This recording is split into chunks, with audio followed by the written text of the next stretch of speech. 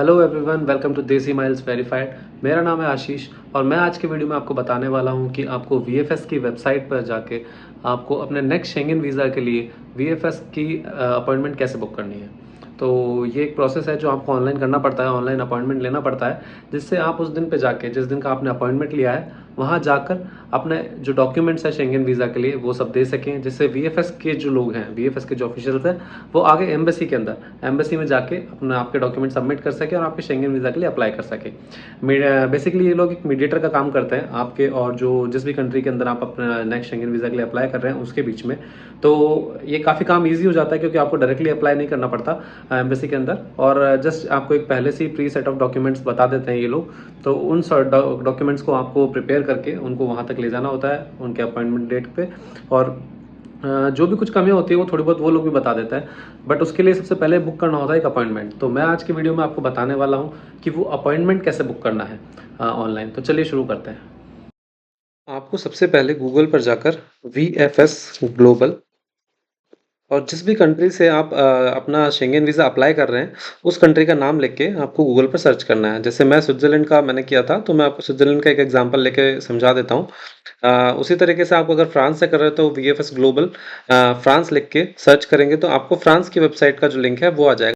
इसके अंदर काफ़ी सारी इन्फॉर्मेशन है, like apply for a visa, book appointment, attend a centre.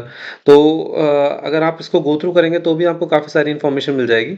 बाकी एक मैं आपको पर्टिकुलरली इसके बुक अपॉइंटमेंट कैसे बुक करना है उसका एक थोड़ा ओवरव्यू दे देता हूँ। तो यहाँ पे बुक एन अपॉइंटमेंट जो टैब है इसमें बुक नाउ का ऑप्शन है, इस पर क्लिक करना है हमें। फिर यहाँ पर दो ऑप्शन आते हैं, वैलिडेट अपॉइंटमेंट और बुक नाउ। तो पहले आपका कोई अपॉइंटमेंट बुक नहीं है तो बुक नाउ पे क्लिक करेंगे। तो सबसे पहले इस तरह का कुछ साइन इन विंडो आपके सामने ओपन होगा।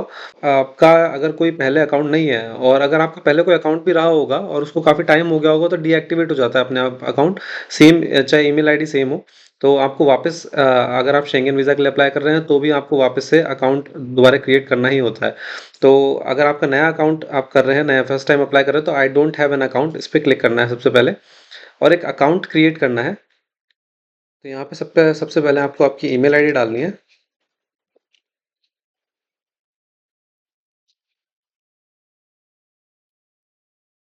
और यहाँ पे आप कोई भी एक अपना पासवर्ड जो आपको याद रहे, एंड इनफैक्ट आई सजेस्ट कि आप ये पासवर्ड और आईडी ईमेल आप लिख के रखिए, क्योंकि बहुत बार हम लोग भूल जाते हैं, और सारे कम्युनिकेशन में जितना भी आपका VFS से कम्युनिकेशन होगा उसमें यही वाली काम में आने वाली है। तो पासवर्ड वगैरह डालने के बाद में आपको कंट्री कोड सिलेक्ट करना है अपना, आपका मोबाइल नंबर प्रोवाइड करना है। मैं जस्ट एक डमी मोबाइल नंबर डाल देता हूँ इसमें। और ये सारे जो चेक बॉक्स हैं इन पे करने के बाद आप रजिस्टर करेंगे तो आपका एक अकाउंट क्रिएट हो जाएगा। और अकाउंट क्रिएट होने के बाद में आपके पास में एक आपकी जो ईमेल आईडी आपने प्रोवाइड करी है उस पर एक एक्टिवेशन लिंक आएगा। वो एक्टिवेशन लिंक पे आपको क्लिक करेंगे तो जैसे ही आप एक्टिवेशन लिंक पे क्लिक करते हैं तो आपका अकाउंट ऑटोमेटिकली एक्टिवेट हो जाता है और आपके सामने वापस से ये साइन इन विंडो ही ओपन होती है।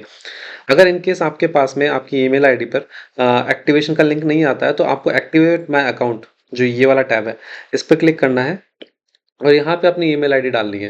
देन उस ईमेल आईडी पे वापस से एक ईमेल जाएगा जिस पे क्लिक करके आपको इसका एक्टिवेशन करना है आपकी मेल आईडी का। तो मैं वापस साइन इन विंडो पे चला जाता हूँ, क्योंकि इन जनरली अगर आप सही ईमेल आईडी प्रोवाइड करेंगे तो आपके पास में एक्टिवेशन लिंक आ ही जाएगा, और जैसे ही आप उस पर क्लिक करेंगे तो आपके सामने ये विंडो वापस ओपन होगा। तो इसमें मैं लॉगिन कर लेता हूँ मेरे अकाउंट से, जो मैंने ऑलरेडी बना के रखा है, foxmac@gmail.com।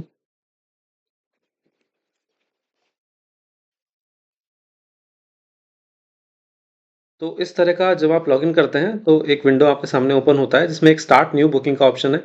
And it is very like easy process. आप स्टेप बाय स्टेप फॉलो करेंगे तो बिल्कुल कहीं दिक्कत नहीं आएगी। स्टार्ट न्यू बुकिंग पे अपन क्लिक करते हैं तो इसमें सबसे पहले अपॉइंटमेंट डिटेल्स के बारे में फिलअप करना है। तो जैसे मैं मुंबई में रहता हूँ, या अगर आप दिल्ली में रहते हैं, कहीं पे भी रहते हैं, तो आप देख सकते हैं कि यह कितने सेंटर्स अवेलेबल हैं VFS के, जहां से आप स्विट्जरलैंड एम्बेसी के लिए अपने वीज़ा के लिए एप्लीकेशन डाल सकते हैं। या फिर जिस भी आप कंट्री में अप्लाई कर रहे हैं उस कंट्री का कहाँ कहाँ पे एप्लीकेशन सेंटर है आपको इस लिस्ट के अंदर पता पड़ जाएगा। तो आपके नियरेस्ट कौन सा अवेलेबल है आप उस पर अपना अपॉइंटमेंट बुक कर सकते हैं। तो जैसे मैं अभी करंटली मुंबई में हूँ तो मैं मुंबई के लिए देख लेता हूँ, Switzerland visa application centre Mumbai. मैंने इस पे क्लिक किया और इसके बाद में चूज योर अपॉइंटमेंट कैटेगरी। तो अब जो अपॉइंटमेंट है इन डिफॉल्ट, इसके अंदर एक ही ऑप्शन आता है डिफॉल्ट स्विट्जरलैंड इंडिया, तो इसी पे अपने को स्टिक रहना है। एंड देन चूज योर सब कैटेगरी। इसके अंदर आपका वीज़ा टाइप आता है कि आप किस तरह के वीज़ा पर्पस के लिए अप्लाई कर रहे हैं, लाइक टूरिस्ट हैं, बिजनेस पर्पस के लिए जा रहे हैं, स्टूडेंट है, या फिर किसी फैमिली और फ्रेंड्स को विजिट कर रहे हैं जो ऑलरेडी वहाँ पर रह रहे हैं। तो अगर जैसे टूरिस्ट के लिए अप्लाई करते हैं तो मैं टूरिस्ट के हिसाब से बताता हूँ आपको। मुझे ये पहले ही बता देता है कि earliest available slot for up to 5 applicants is 2506। तो आज 24th है, तो मुझे कल का ही अपॉइंटमेंट मिल रहा है। आप अगर आगे का भी अपॉइंटमेंट लेना चाहते हैं उसमें कोई इशू नहीं है, जस्ट कंटिन्यू पे क्लिक करना है। वो आगे आपको पूछेगा कि कौन से डेट को आपको चाहिए, तो आप कर सकते हैं। देन आपको यहाँ से आपका एप्लीकेशन स्टार्ट करना है। आपका नाम फिल करना है।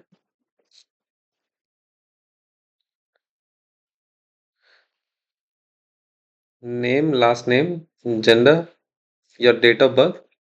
मैं जस्ट एक डेट ऑफ बर्थ कोई भी ले लेता हूँ आपको समझाने के लिए। आपकी नेशनैलिटी इंडिया। देन आपका पासपोर्ट नंबर फिल करना है। जैसे मैं कुछ अपने लिए पासपोर्ट नंबर इस तरह का बना लेता हूँ एक। कॉन्टैक्ट नंबर जिस फॉर्मेट में दिया है, लाइक ज़ीरो यहाँ पे दिया है फर्स्ट, तो आपको कॉन्टैक्ट नंबर के आगे सबसे पहले ज़ीरो ही लगाना है, अदरवाइज वो एक्सेप्ट नहीं करेगा।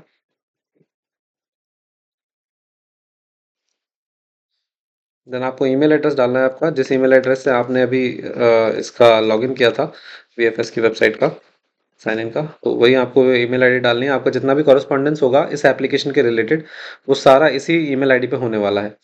आपका एड्रेस लाइन 1 एड्रेस लाइन 2 में करंट एड्रेस डालना है। ये एक्चुअली बिलिंग पर्पस के लिए है। तो जो आपका करंट एड्रेस हो, जैसे मैं मेरे लिए कुछ डाल देता हूँ, MMRDA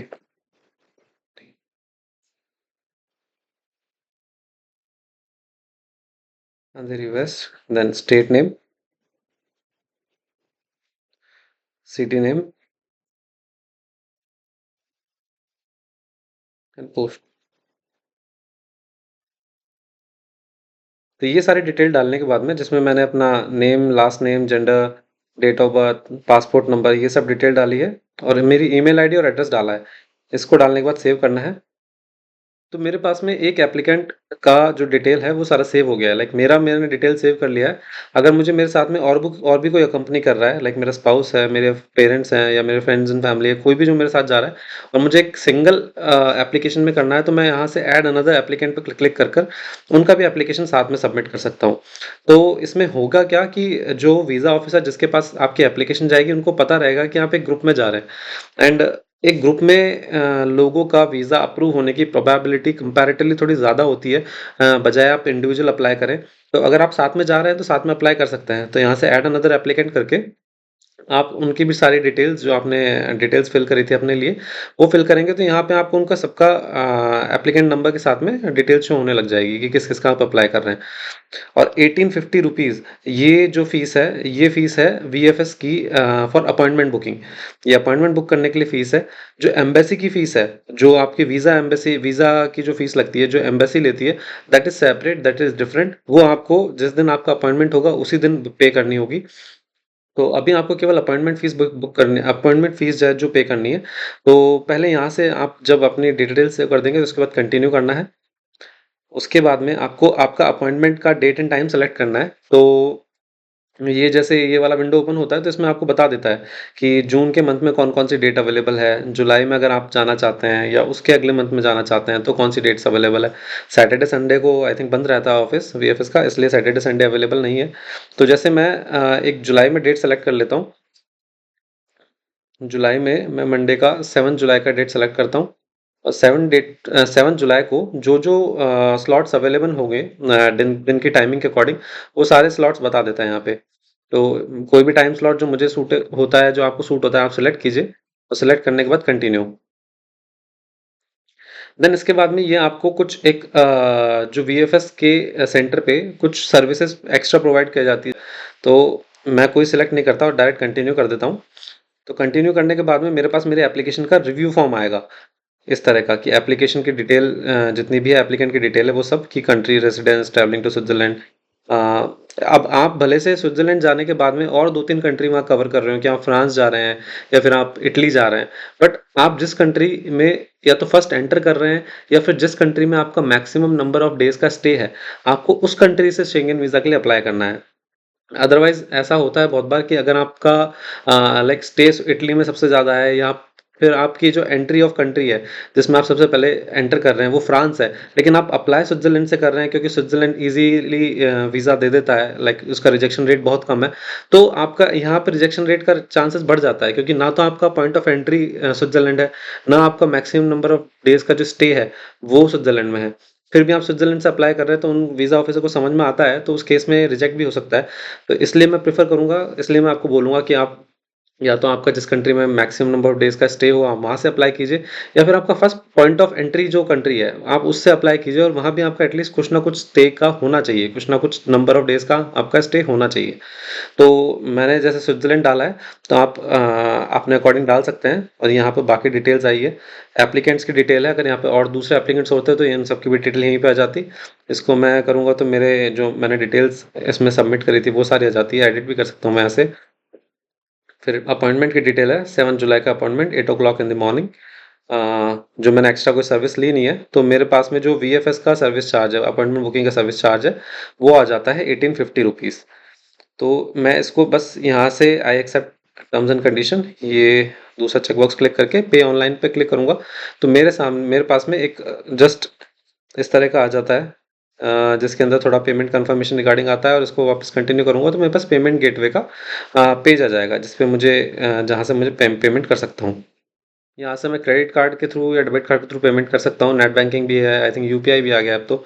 तो आप कोई भी मोड आपको जो सूटेबल लगता है उसके थ्रू बुक करेंगे और बुक करने के बाद पेमेंट जैसे ही कर देंगे, तो पेमेंट करने के बाद में विदिन 5 टू 10 मिनट्स आपके पास में वीएफएस की ओर से, वीएफएस की तरफ से आपकी मेल आईडी पे कंफर्मेशन आ जाता है पेमेंट का।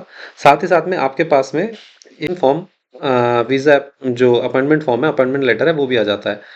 इस अपॉइंटमेंट लेटर को आप प्रिंट कर कर वीएफएस का जिस दिन आपका अपॉइंटमेंट होगा वहाँ आपको लेकर जाना है और आपको जस्ट शो करना है। तो they just scan the QR code and उनको पता पड़ जाता है कि आपका appointment and they permit you to enter into the building. This is all about appointment booking at VFS Global website. So please do follow, share and do subscribe this emails verified. Thank you.